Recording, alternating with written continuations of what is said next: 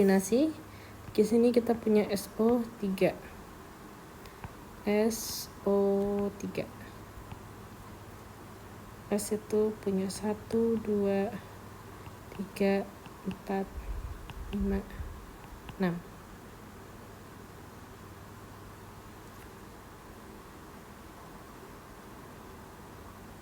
Satu, dua, tiga, empat, lima, enam.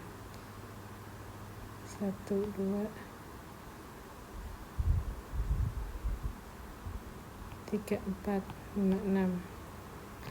1, 2, 3, 4, 5, 6. Gitu ya. Atau biasanya orang-orang juga suka makainya gini.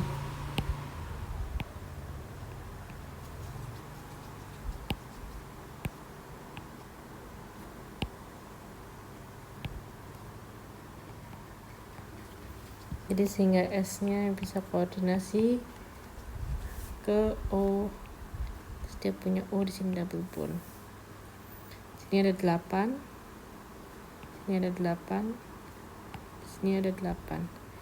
Satu pasang dari satu sisi doang.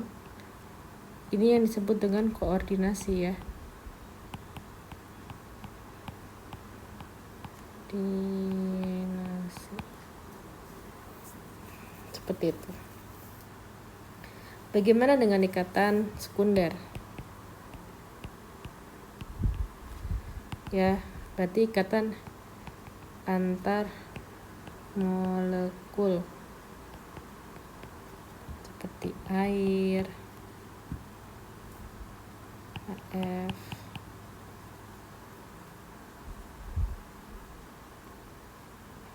NH3. Ya. Ini ikatan hidrogen.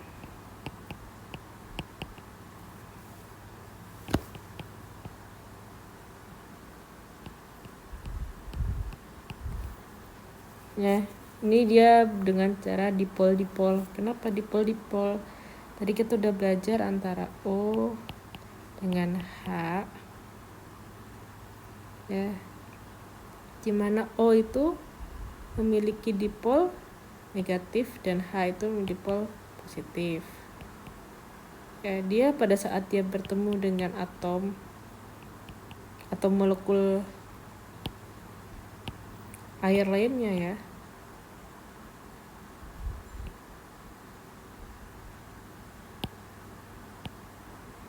ini akan berdipol positif, ini akan berdipol negatif. Nah, ini akan ada interaksi nih. Ini. Nah, ikatan antar molekul ini yang kita sebut dengan ikatan hidrogen. Hidrogen berikatan dengan O, N, dan F. Yang HF juga sama seperti itu ya. Ini ikatan hidrogen ya. Biasanya antara H dengan O, F, atau N. Nah, bagaimana untuk ikatan van der Waals?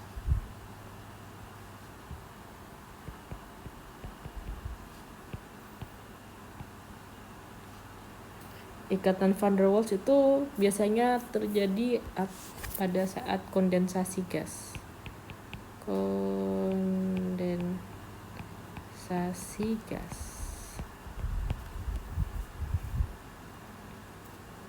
Ya. Kenapa? Dia itu terjadi pada saat si gas, contohnya helium. Helium itu kan Nobel gas atau gas mulia yang dia udah stabil. Namun ada kalanya elektron itu tidak serta simetris seperti ini ya, tapi pada saat di garis tengah dia itu ada momentary ya, dimana dia cenderung ke salah satu sisi elektron yang main di sini gitu, sehingga di sini berdipol negatif sementara dan di sini berdipol positif. Kenapa? Karena pada suatu posisi elektronnya cenderung ada di salah satu sisi doang, misalnya di kanan ini, sehingga dia akan menginduksi atom helium lainnya agar juga sebelahnya geser.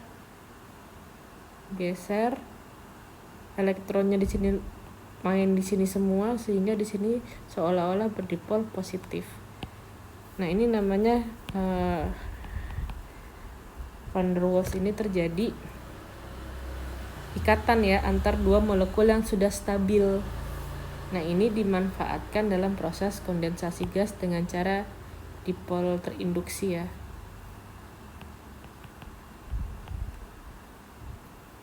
Atau induksi dipol. Seperti itu. Jadi semua ikatan kimia itu terjawab ya. Kalau ikatan sekunder itu antar molekul. Ya, contohnya ikatan hidrogen dan ikatan van der Waals. Ini ikatan hidrogen antara H dengan O, F dan N, molekul O, F dan N. Sedangkan van der Waals itu terjadi untuk semua gas ya, untuk semua molekul yang secara sementara dengan cara, salah satu caranya dengan induksi dipol. Kemudian kita ngomongin ikatan primer. Di sini salah satunya ada ikatan kovalen, di mana kovalen memiliki pengkelompokan, ada kovalen polar, ada kovalen berdasarkan rangkapnya, dan kovalen koordinasi. Ya. Di sini dipolar kita bagi menjadi dua ya, ada polar dan non-polar. Yang non-polar tuh ditarik secara sempurna sama sisi, non-polar dia memiliki keelektronegatifan besar antar unsurnya sehingga dia memiliki dipol-dipol yang kuat. Dan juga kita juga punya ikatan rangkap pada kovalen dan koordinasi. Karena berbagai macam jenis ikatan kovalen ini sehingga sifatnya juga berbeda-beda.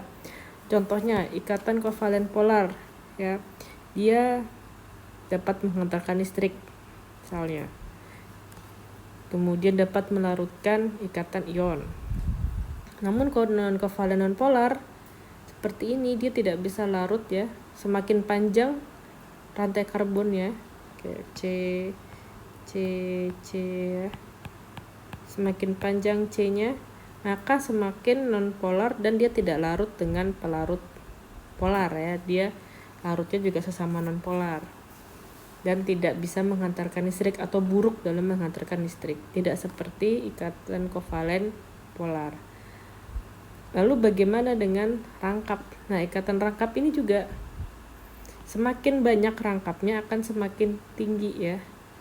Semakin banyak rangkapnya, titik didihnya juga akan semakin naik ya, semakin kuat, melting point-nya juga semakin tinggi. Lalu koordinasi juga sama. Kalau seandainya koordinasinya double bond seperti ini ya tentunya dia juga lebih kuat ya daripada koordinasi yang cuma satu doang. Sehingga sifat kovalen itu mengikuti jenis dari unsurnya maupun ikatannya, seperti itu. Untuk ikatan logam ya, kita tahunya ada lautan elektron, ada awan elektron, sehingga ikatan logam ini dapat menghantarkan elektron atau arus listrik bersifat daktil, namun titik lelehnya tetap di bawah ikatan ion, sehingga ini dimanfaatkan kan untuk pengecoran ya, cor atau besi tuang. Cetakannya cor atau besi tuang kan dari pasir ya, dimana pasir itu mayoritas memiliki ikatan ion. Dan kita juga sudah menjelaskan bahwa ikatan ion itu memiliki titik leleh dan titik didih yang tinggi ya, lebih tinggi daripada logam, namun dia rapuh ya, karena tadi struktur kristalnya dia kalau seandainya kita kasih gaya dia akan saling bertemu dan menyebabkan crack atau retak, dan dia tidak dapat menghantarkan listrik di fase padat namun dapat menghantarkan listrik di fase cair, seperti itu. Nah, itulah berbagai jenis ikatan kimia dan sifat-sifatnya.